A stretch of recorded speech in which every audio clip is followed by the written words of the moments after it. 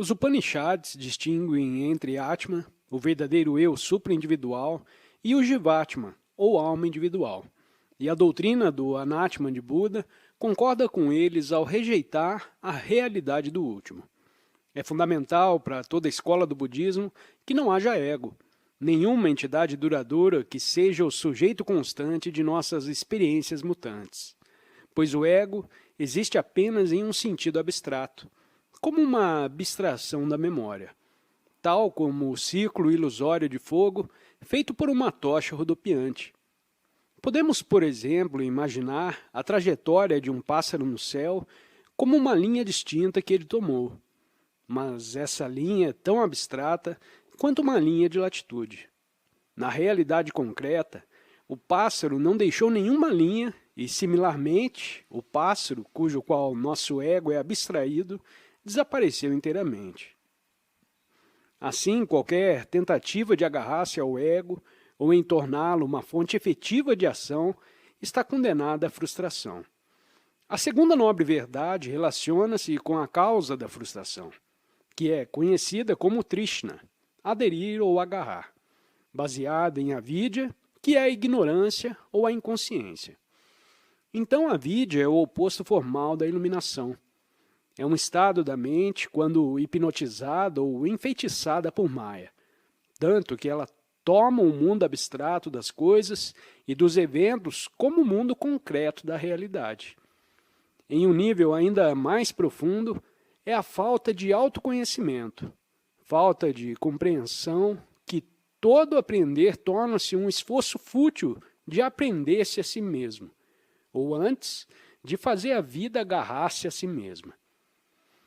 Pois para alguém que tem autoconhecimento, não há dualidade entre si mesmo e o mundo externo. A vidya é ignorar o fato que sujeito e objeto são relacionais, como os dois lados de uma moeda.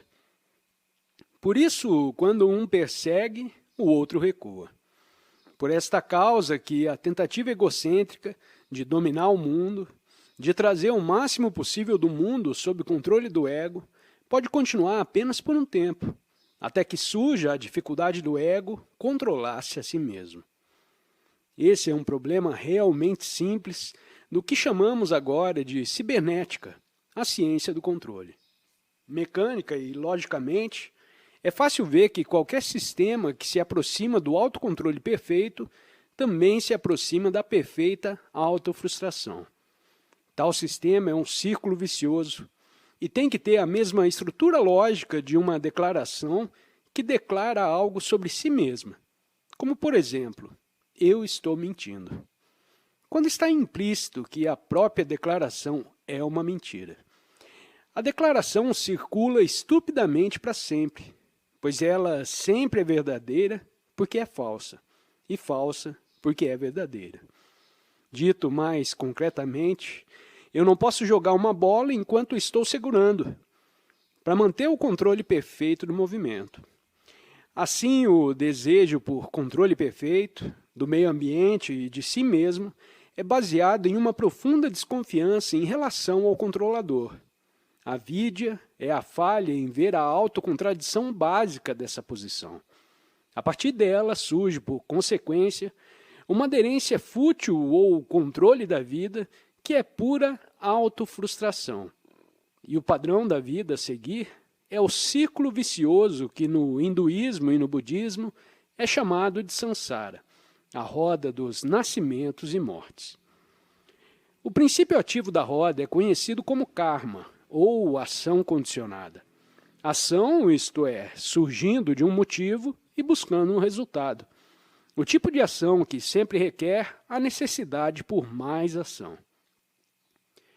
O homem está envolvido com o karma quando interfere no mundo de tal forma que é compelido a interferir, quando a solução de um problema cria ainda mais problemas a serem resolvidos. Quando o controle de uma coisa cria a necessidade de se controlar várias outras. Karma é assim, o destino de todos que tentam ser Deus. O homem coloca uma armadilha ao mundo na qual ele próprio é preso. Muitos budistas entendem a roda dos nascimentos e mortes literalmente, como um processo de reencarnação, cujo karma que molda o indivíduo o faz várias vezes, vida após vida, até que através do discernimento e da iluminação, esse karma seja queimado. Mas no Zen e nas outras escolas mahāyanas, ele é tomado de maneira mais figurativa, como se o processo de renascimento fosse de momento em momento, para que alguém continue renascendo enquanto identificar-se a si mesmo com um ego contínuo que reencarna novamente a cada momento do tempo. Assim, a validade e interesse da doutrina não requer aceitação de uma teoria especial da sobrevivência. Sua importância é, antes, que ela exemplifica todo o problema da ação em ciclos viciosos e sua resolução. E nesse respeito, a filosofia budista deve ser um interesse especial para o estudante de teoria da comunicação, cibernética, filosofia lógica e matérias similares.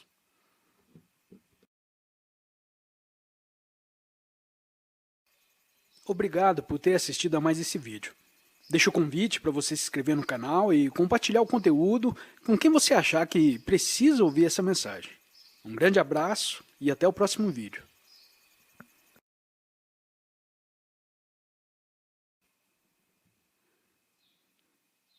A terceira nobre verdade lida com o término da autofrustração, da aderência e de todo o padrão viciosamente circular do karma que gera a roda. O término é chamado nirvana, uma palavra de etimologia dúbia que torna uma tradução simples excessivamente difícil. Ela foi de diversas maneiras conectada com raízes sânscritas que a fizeram significar o apagar de uma chama, ou simplesmente a expiração, ou a cessação das ondas, transformações ou círculos da mente. As duas últimas interpretações parecem, em geral, fazer mais sentido. Se o nirvana é desinspiração, ela é o ato de alguém que viu a futilidade de tentar segurar a respiração ou vida indefinidamente, pois segurar a respiração é perdê-la. Assim, o nirvana é o equivalente do moksha, a soltura ou libertação. Visto por um outro lado, ela parece ser desespero, o reconhecimento que a vida derrota totalmente nossos esforços para controlá-la, que todo esforço humano não é mais que uma mão que desaparece agarrando as nuvens. Visto por outro lado, esse desespero transborda em felicidade e poder criativo, sob o princípio que perder a vida é encontrá-la, encontrar a liberdade da ação desimpedida pela autofrustração e a ansiedade inerente em tentar salvar e controlar o ego. Se o nirvana está relacionado com a cessação das transformações, o termo é sinônimo do objetivo da yoga, definido no Yoga Sutra como Citta Vritti Nirodha, a cessação das transformações da mente. Essas transformações são os pensamentos através dos quais a mente empenha-se em dominar o mundo e a si mesma. Yoga é a prática da tentativa de parar esse pensamento ao pensar sobre eles, até que a total futilidade do processo seja sentido tão vividamente que é simplesmente abandonado, e a mente descobre seu estado natural e não confuso. É óbvio, entretanto, que ambas as etimologias nos dão o mesmo significado essencial. Nirvana é a forma de vida resultante quando o agarrar-se à vida termina. Na medida em que toda a definição é apreensão, o nirvana é necessariamente indefinível. É o estado natural, sem autocompreensão da mente. E aqui, é claro, não tem significado específico, pois o que não é aprendido não é conhecido no sentido convencional de conhecimento. Compreendida de maneira mais popular e literal, o nirvana é o desaparecimento do ser da roda de encarnações, não em um estado de aniquilação, porém simplesmente em um estado que escapa à definição e, assim, imensurável e infinito. Alcançar o nirvana é também alcançar o estado de Buda, a iluminação. Porém, isso não é alcançar em qualquer sentido comum, porque nenhuma aquisição e motivação estão envolvidas.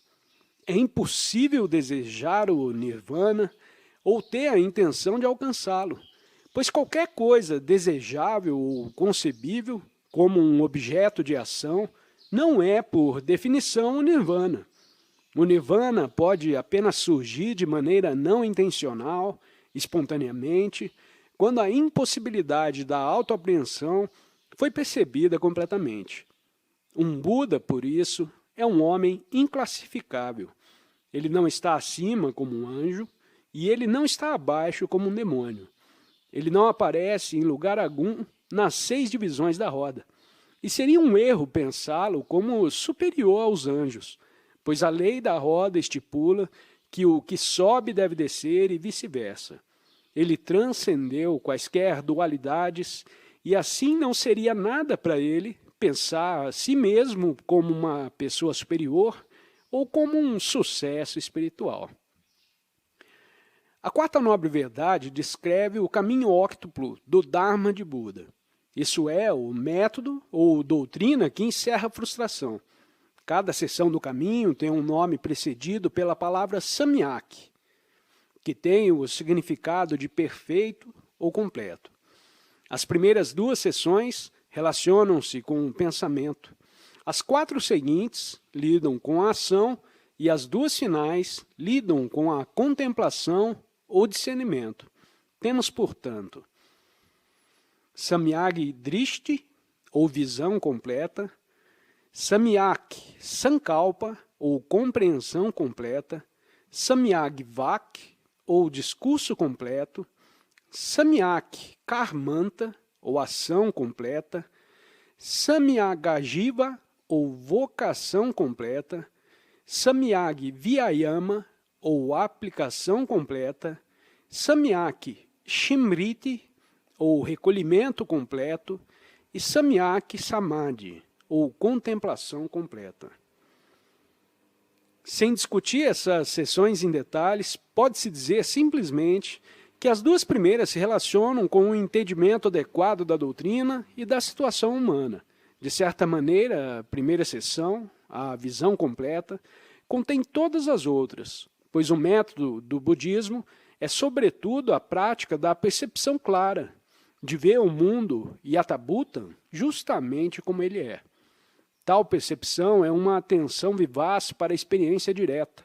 O mundo, imediatamente percebido, para não ser enganado pelos nomes e rótulos.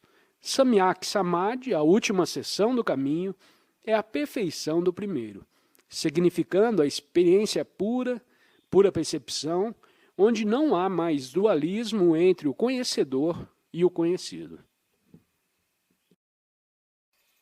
Obrigado por ter assistido a mais esse vídeo. Deixo o convite para você se inscrever no canal e compartilhar o conteúdo com quem você achar que precisa ouvir essa mensagem. Um grande abraço e até o próximo vídeo.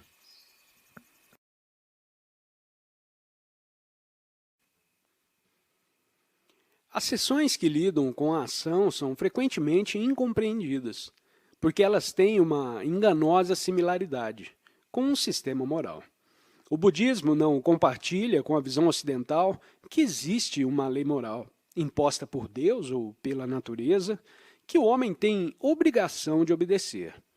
Os preceitos de conduta de Buda, abstinência em tirar a vida, tomar o que não é dado, exploração das paixões, mentira e intoxicação, são regras voluntariamente assumidas de conveniência, e a intenção delas é a de remover os obstáculos à clareza da percepção. A falha em observar os preceitos produz mau karma.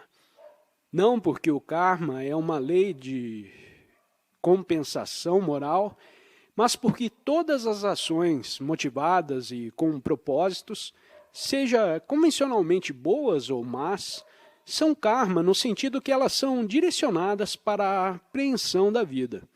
Em geral, as ações convencionalmente más são mais apreensivas que as boas.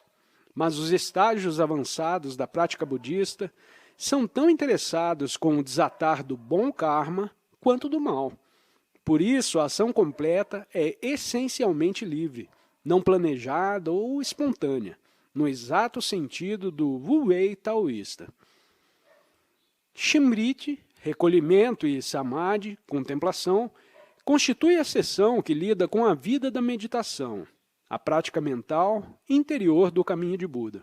O recolhimento completo é uma percepção constante ou assistida a sensações, sentimentos e pensamentos, sem propósito ou comentário. É a total claridade e presença da mente ativamente passiva, onde os eventos chegam e vão como reflexos em um espelho. Nada é refletido, exceto o que é. Ao andar, fica em pé. Sentar ou deitar, ele entende que assim o faz, para que, de qualquer modo, que seu corpo estiver comprometido, ele o entenda justamente como é. Ao ir ou vir, ao olhar à frente ou à volta, ao curvar ou alongar seu braço, ele age com clara percepção. Através dessa percepção, vê-se que a separação entre pensador e pensamento, conhecedor e conhecido, sujeito e objeto é puramente abstrata. Não há a mente de um lado e suas experiências de outro. Há apenas um processo de experimentação no qual não há nada a ser aprendido como um objeto e ninguém como um sujeito para aprendê-lo. Visto assim, o processo de experimentação cessa de agarrar-se a si mesmo.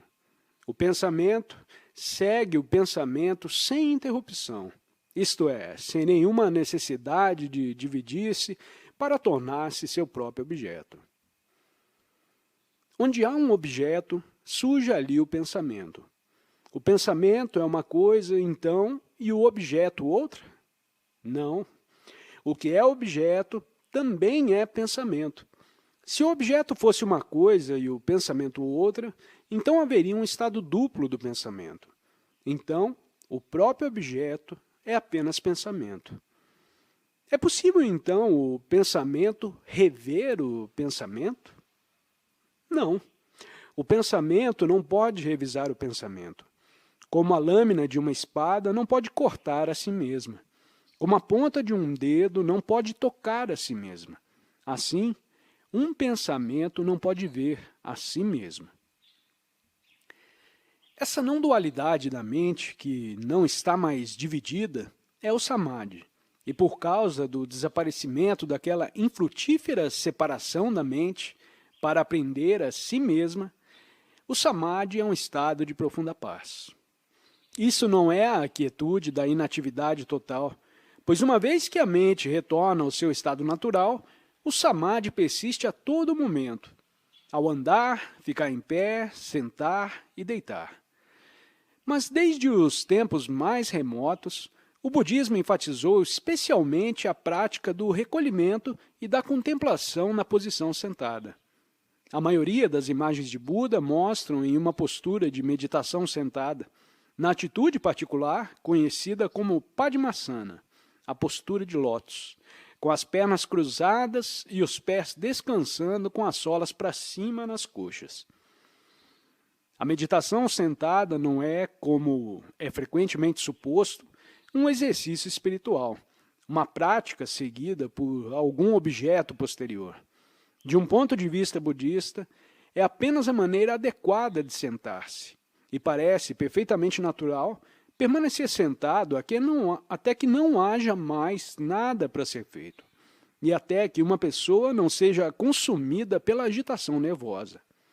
Para o temperamento inquieto do ocidental, a meditação sentada pode parecer uma disciplina desagradável, porque nós não parecemos capazes de sentar apenas por sentar, sem dores na consciência, sem sentir que deveríamos estar fazendo algo mais importante para justificar nossa existência.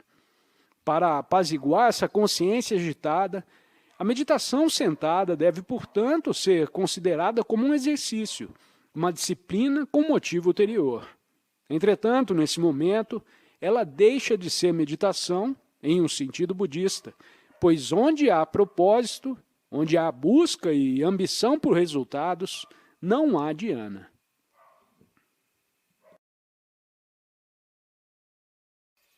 Obrigado por ter assistido a mais esse vídeo. Deixo o convite para você se inscrever no canal e compartilhar o conteúdo com quem você achar que precisa ouvir essa mensagem. Um grande abraço e até o próximo vídeo.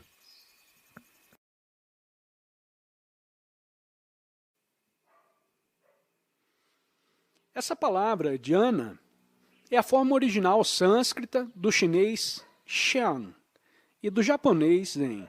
E assim seu significado é de importância central para o entendimento do Zen budismo. Meditação no sentido comum de considerar algo ou contemplar é uma tradução totalmente enganosa. Porém, alternativas como o transe ou absorção são ainda piores, pois sugerem estados de fascinação hipnótica. A melhor solução parece o de deixar dhyana sem tradução e adicioná-la à língua inglesa como adicionamos nirvana e tal. Como é habitual no budismo, o termo dhyana compreende tanto o recolhimento como samadhi, e para ser melhor descrita como estado de consciência unificada ou de uma ponta. Por um lado, é de uma ponta no sentido de estar focada no presente, pois para a consciência clara não há nem passado nem futuro, mas somente esse único momento que os místicos ocidentais chamam de o eterno agora. Por outro lado, é de uma ponta no sentido que é um estado de consciência sem diferenciação do conhecedor, o conhecer e o conhecido.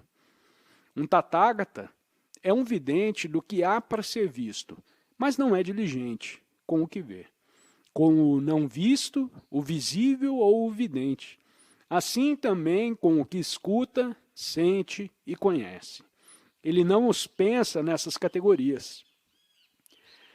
A dificuldade de apreciar o que dhyana quer dizer encontra-se na estrutura da nossa linguagem, que não nos permite usar um verbo transitivo sem um sujeito e um predicado. Quando há conhecimento, a convenção gramatical requer que deve existir alguém que conhece e algo que é conhecido. Estamos tão acostumados com essa convenção ao falar e pensar que falhamos em reconhecer que é apenas uma convenção e que não corresponde necessariamente à experiência factual do conhecimento. Por isso, quando dizemos uma luz piscou, é um tanto quanto mais fácil ver através da convenção gramatical e perceber que o piscar é a luz. Mas dhyana, como um estado mental do ser humano liberto e iluminado, está naturalmente livre da confusão das entidades convencionais com a realidade. Nosso desconforto intelectual em tentar conceber e o conhecer sem um nítido alguém que conhece e um nítido algo que é conhecido é similar ao desconforto de chegar em um jantar formal de pijamas. O erro é convencional, não existencial. Novamente, portanto, vemos como a convenção, como a maia da medida e da descrição, povoam o mundo com os fantasmas que chamamos de entidades e coisas. Tão hipnótico, tão persuasivo, é o poder da convenção que começamos a sentir esses fantasmas como realidades, e fazemos deles nossos amantes, nossos ideais, nossas posses estimadas. Porém, o problema carregado de ansiedade do que acontecerá comigo quando eu morrer é sobretudo como perguntar o que acontece com meu punho quando abro minha mão, ou onde meu colo vai quando fico em pé. Talvez, então, estamos aptos a entender o celebrado sumário da doutrina de Buda fornecido no Visuddhimagga. Somente o sofrimento existe, não quem sofre. O feito existe, mas daí nenhum agente. A nirvana, mas ninguém o busca. O caminho existe, mas ninguém viaja nele.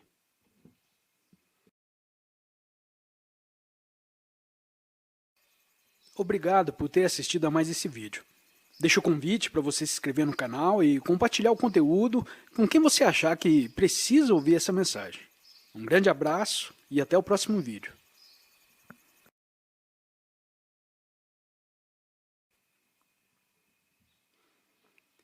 Os ensinamentos de Buda eram um caminho de libertação. Por consequência, não tinham outro objeto além da experiência do Nirvana.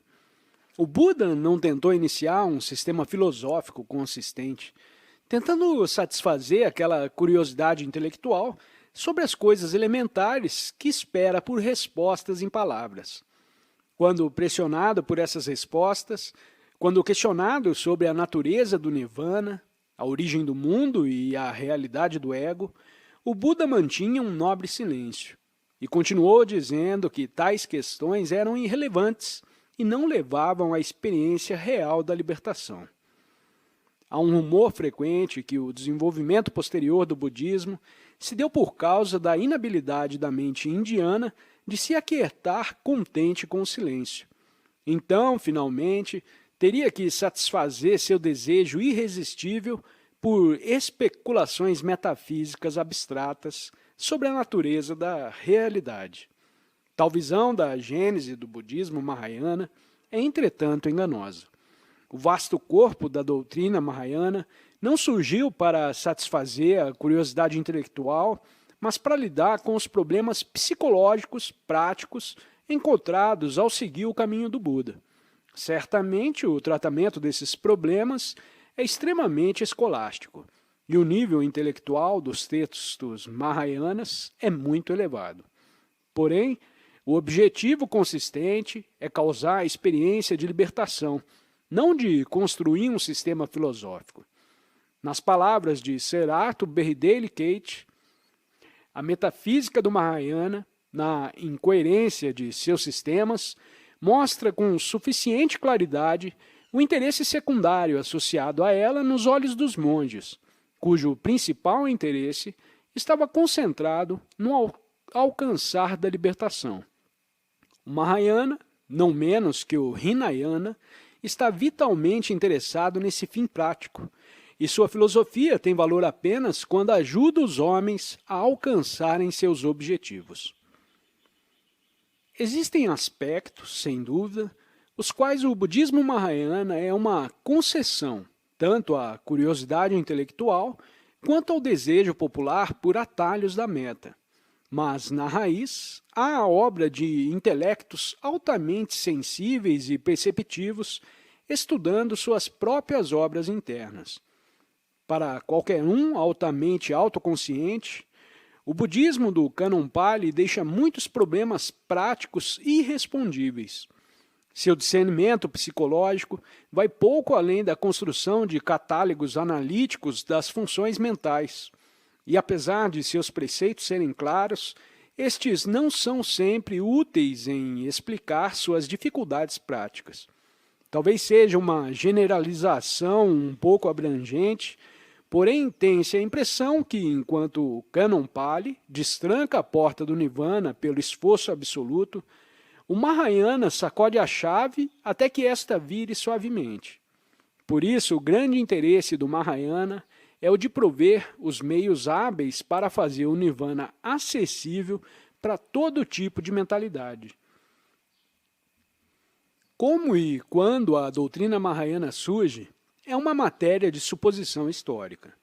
Os grandes sutras Mahayanas são ostensivamente os ensinos de Buda e seus discípulos imediatos, mas o estilo deles é tão diferente e sua doutrina tão mais sutil que a do Cânon Pali, que os estudiosos quase unanimemente os atribuem a uma data posterior.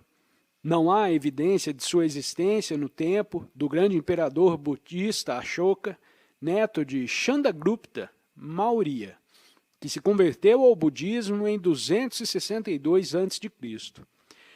As inscrições na pedra de Ashoka não refletem mais do que os ensinamentos sociais do Cânon Pali. Sua insistência no ahimsa, ou não violência entre os homens e animais, e seus preceitos gerais para a vida dos laicos. Os principais textos Mahayanas foram traduzidos para o chinês por Kumarajiva, logo depois de 400 d.C. Mas nosso conhecimento da história indiana, durante os 600 anos intermediários, a partir da morte de Ashoka, é tão fragmentário, e as evidências internas dos sutras tão vagas que podemos fazer pouco além de atribuí-los aos 400 anos entre 100 e 300 depois de Cristo.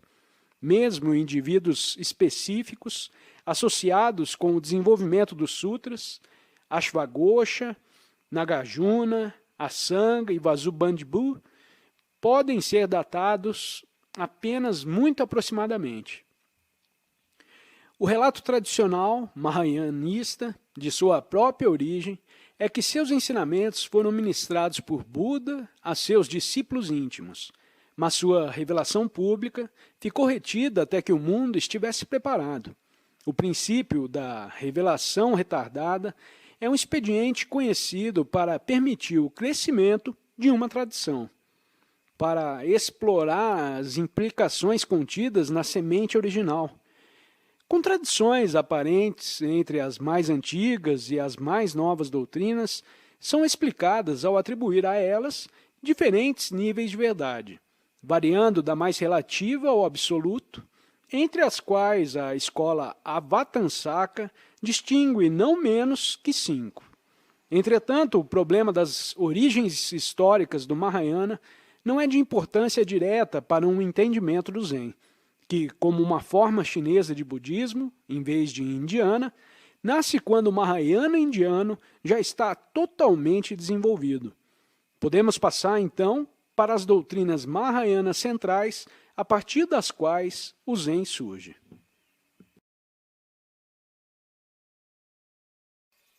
Obrigado por ter assistido a mais esse vídeo. Deixo o convite para você se inscrever no canal e compartilhar o conteúdo com quem você achar que precisa ouvir essa mensagem. Um grande abraço e até o próximo vídeo.